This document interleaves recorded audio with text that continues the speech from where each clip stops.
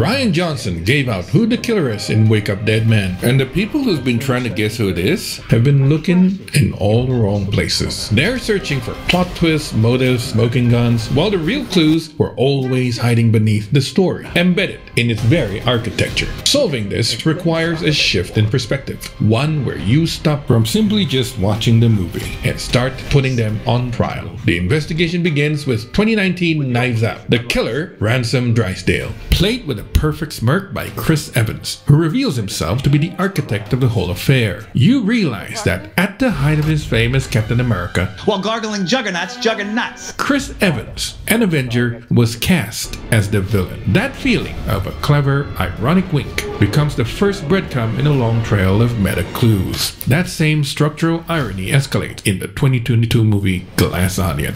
This time, the killer was tech billionaire Miles Bron, played by Edward Norton, whose weapon becomes the very illusion of genius. And you see Edward Norton, who played the Hulk, revealed as the murderer. One time feels like irony, twice solidifies into a pattern.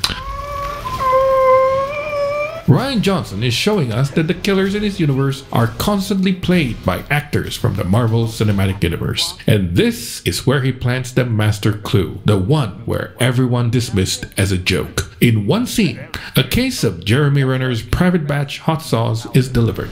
What feels like a throwaway gag, a weird little celebrity cameo, reveals itself to be the key to the whole trilogy. That bottle establishes a critical fact, that celebrity Jeremy Renner exists as a real person inside the Knives Out universe. He exists in this world as a brand and not just a character.